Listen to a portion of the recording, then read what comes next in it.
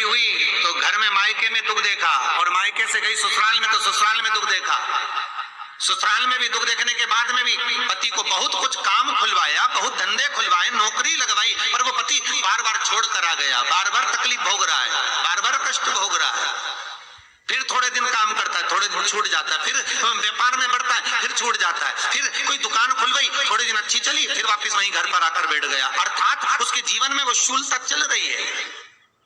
तो बाबा देवाधिदेव महादेव कहते हैं कि 3 घड़ी 3 पल 3 नक्षत्र 3 समय 3 दिन में जो शूल मुझे समर्पित करता है उसके जीवन से मैं शूल हटा देता। वो 3 दिन लिखे स्कंद पुराण।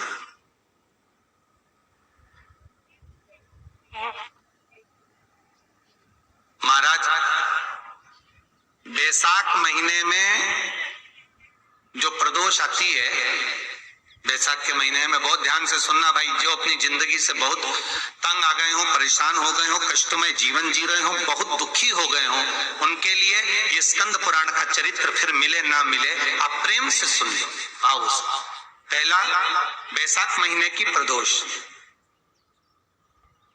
चाहे वो शनिचरी प्रदोष हो, चाहे रविवार की हो, सोमवार की हो, मंगल की हो, बुधवार की हो, गुरुवार की हो, शुक्रवार की हो, शनिवार की हो, कोई भी वार की हो, पर बैसाख महीने की प्रदोष, प्रदोष काल में शाम का समय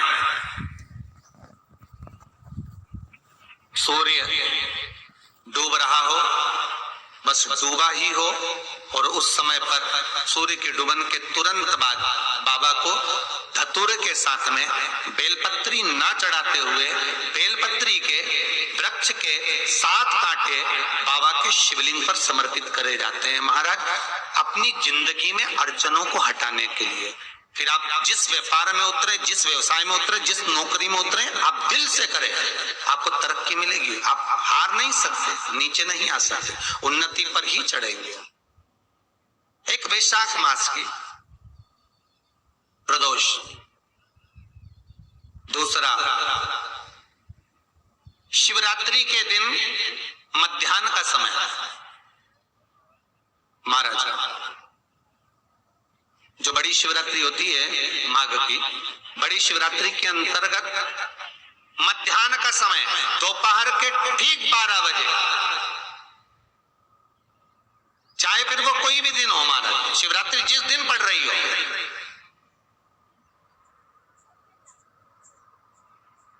उस दिन भी धतूरे के साथ बाबा को 7 कांटे बेलपत्री के वृक्ष के समर्पित होते हैं महाराज। इसमें आप ये वाले जो कांटे हैं जो शिवरात्रि के दोपहर 12 बजे वाले हैं, अगर कोई मदिरा पीने वाला हो, व्यसन में डूबने वाला हो, कोई जुआ खेलने वाला हो, कोई गलत वैश्यावृत्ति करने वाला, या अपने मार्ग से विचलित कोई व्यक्ति है, उसके लिए भी ये कांटे बहुत काम आते हैं महाराज। दूसरा, पार्वती तेरे द्वारा तेरे नयन अश्रु से जो प्रगटा हुआ बेल का वृक्ष है,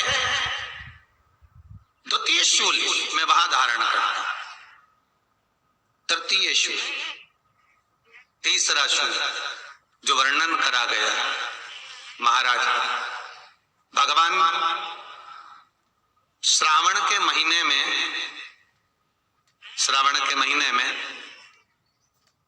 जो भी दूसरा सोमवार पड़े, जो भी पड़े, श्रावण के महीने का जो दूसरा सोमवार होता है, उस दूसरे सोमवार में रात्रि के समय पर, अर्थात शास्त्र अब घड़ी और पल का स्मरण करेंगे तो रात्रि के बजेंगे 10 से 12 बजे महाराज, 10 से 12 के बीच में धतूरे के साथ बाबा को शूल समर्पित होता है महाराज।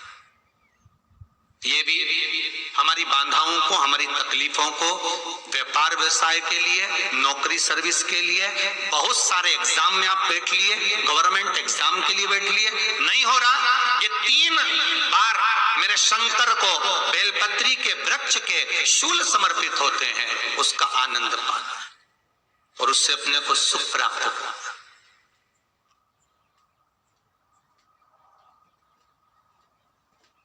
कि बाबा भोलेनाथ जी के नयन अश्रु से जो प्रकट हुआ वो रुद्राक्ष का पौधा है, माता पार्वती के नयन अश्रु से जो प्रकट हुआ वो बेलपत्री का पौधा है, और उमा और महेश वंशज है महेश्वरी, जिनकी 12 खाम प्रगटी है भगवान महेश के द्वारा।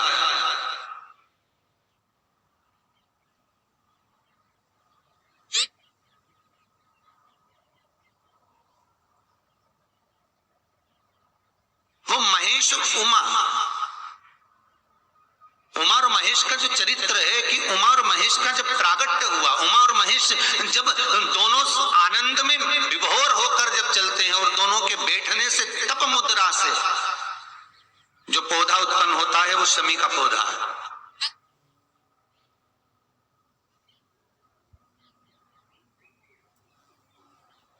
शमी का पौधा। तो एक बात ध्यान रखिए, शिव जी के द्वारा जो निर्मित हुआ उसमें कोई शूल नहीं है, उसमें कोई कांटे नहीं है। पार्वती के द्वारा जो निर्मित हुआ बेलपत्री का पौधा, उसमें कांटे हैं। और पार्वती के मिलन से भी जो उत्पन्न हुआ है शंकर के साथ में, उसमें भी कांटे हैं। शमी के पौधे में भी कांटे, शमी के वृक्ष में भी कांटे।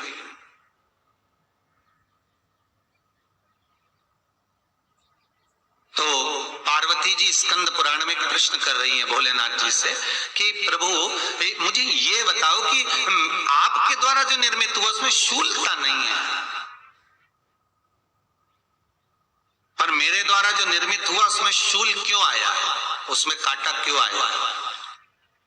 थोड़ा सा माताओं, मेरी जीजियों, आपको थोड़ा बुरा तो लगेगा इस प्रसंग को सुनकर, पर लग जाए, पर आज कथा निकली है तो सुन लो है?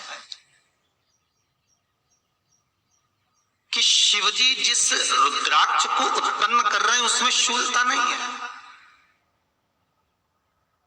पर पार्वती जी जो संग में मिली हैं उसमें भी शूलता है, और पार्वती के द्वारा जो प्रकट हुआ बेलपत्र उसमें भी शूलता है।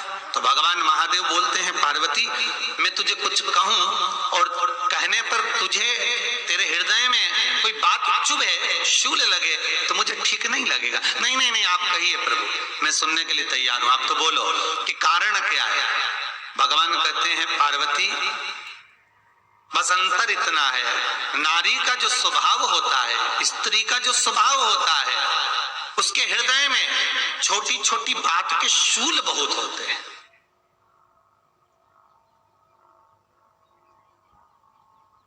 जेठानी ने ये कह दिया, देवरानी ने ये कह दिया, तुम्हारी मम्मी ये बोल दी, तुम्हारे पापा ने ये कह दिया, तुम्हारी बहनों ने ये कह दिया, तुम्हारे भाई ने ये कह दिया, तुम्हारे रिश्तेदार ने ये बोल दिया। ये नारी के भीतर ये शूलता रहती है।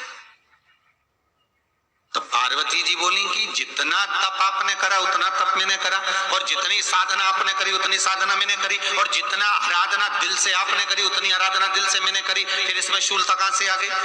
भगवान शिव बोले, बस पार्वती बात इतनी सी है कि जब मैं आराधना करने बैठता हूं तो मेरी दृष्टि में सम्मुख में कुछ नहीं होता।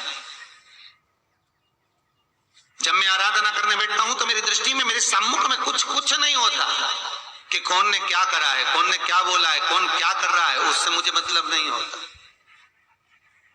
उससे मुझे कोई मतलब नहीं। पर पार्वती, जब तू आराधना करने भी बैठती है ना, तो तेरी चित्त वृत्ति में कहीं ना कहीं किसी ना किसी रूप में कोई शूल आ ही जाता है।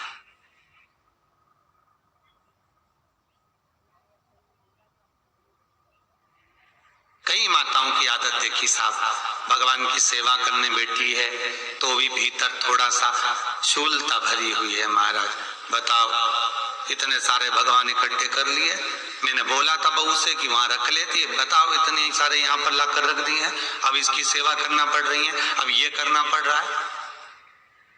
प्रसाद लेने के लिए रसोई घर में गई, भगवान का भोग लगाने के लिए, तो उसमें भी शूलता आ गई। इतने घंटों से मैं सामान ढूंढ रही, फ्रिज में मिल ही नहीं रहा, मैंने रख के गई थी, भगवान जाने कहाँ चले गए। भगवानों को वस्त्र पहना रही है तो शूलता है। अलमारी का ड्रॉज खोला, इसमें मैंने सामान रखा था, ना जाने भगवान का श्रृंगार कहाँ चले गया, कौन ने हाथ लगाया, फिर शूलता आ गई। भोजन करने बैठे तो शूलता है, कोई कार्य के लिए जा रहे हो तो शूलता है। अर्थात कहीं ना कहीं नारी के जीवन में शूलता बनी हुई है। और पार्वती, जब तुम भजन करो, तप करो, साधना करो, भक्ति करो, उसमें शूलता नहीं होना चाहिए।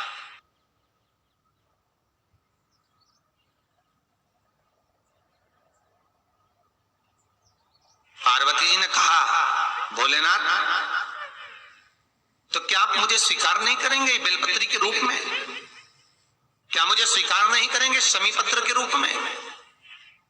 पद्म पुराण, स्कंद पुराण, लिंग पुराण, नर्मदा पुराण और शिव महापुराण, ये सारी पुराणे वर्णन करती है। पार्वती जी का खंड आनंद वर्षक कर रहा है, वर्णन कर रहा है। पार्वती खंड वर्णन कर रहा है, सती खंड वर्णन कर रहा है, उमा संहिता वर्णन कर रही है। क्या आप मेरा ये बेलपत्र का स्वरूप आप धारण नहीं करेंगे? इसमें शूलता इसलिए भगवान कहते हैं नहीं नहीं, धारण तो करूंगा।